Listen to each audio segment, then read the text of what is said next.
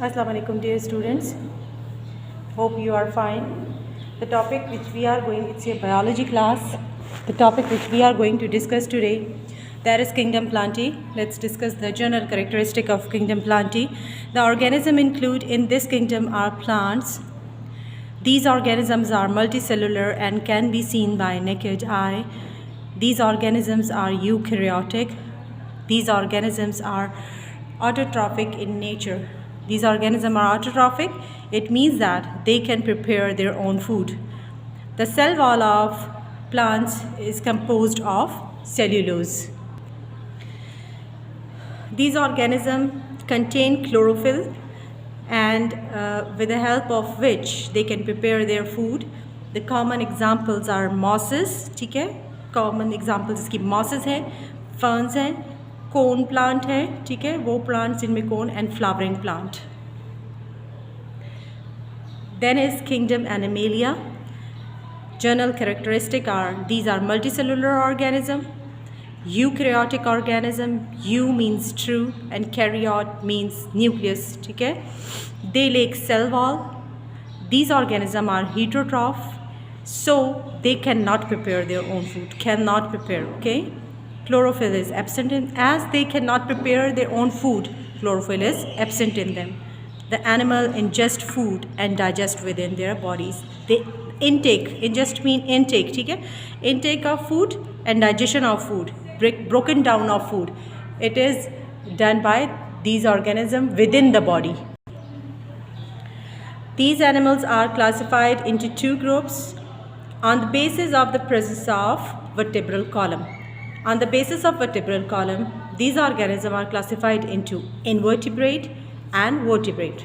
The organism which cannot contain backbone are called invertebrate. वो organism जिनमें backbone मौजूद नहीं होती वो invertebrate हैं. इसकी common example है flatworm, starfish और snail. और वो organism जिनमें vertebral column मौजूद होता है, present होता है, उनको vertebrate कहा जाता है. और इसकी common example जो है, that is fish, crocodile and bat. The very next topic which we are going to discuss today, that is on page number 46 on your book, जो हमने आज क्लास में भी डिस्कस किया है. That is the comparison between two kingdom system and five kingdom system. The two kingdom system was proposed by Carl Linnaeus in 1751, whereas five kingdom system is explained by Robert Whittaker in 1969. The organism classified into two kingdoms. Two kingdom में पूरी world के organism को दो kingdom में divide किया गया है, जबकि फाइव किंगडम के अंदर पूरी वर्ल्ड के ऑर्गेनिज्म को फाइव किंगडम्स में डिवाइड किया गया है.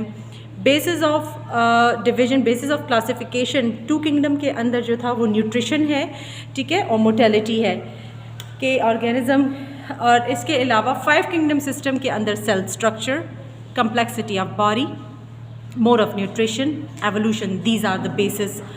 टू किंगडम सिस्टम के अंदर यूग्लिना, बैक्टीरिया, फंजाई और प्लांटी जो हैं दे आर क्वेश्चनेबल, ठीक है.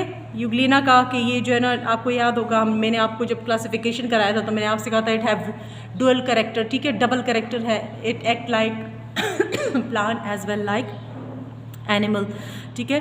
इसके अलावा फाइव किंगडम जो है उसको सेल स्ट्रक्चर और एवोल्यूशन की बेसिस के ऊपर बेटर बेसिस हैं इसकी टू किंगडम से, ये ज़्यादा स्ट्रॉन्गर है. The next topic on your book, this is distinguishing characteristic of five kingdom system.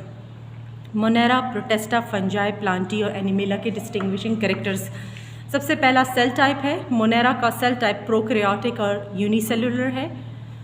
Protista eukaryotic animal है, यूनिसेलुलर है, कॉलोनियल है और सिंपल मल्टीसेलुलर है. फंजाई जो है इसका सेल टाइप क्या है जी, यूकैरियोटिक है, यूनिसेलुलर है, ठीक है.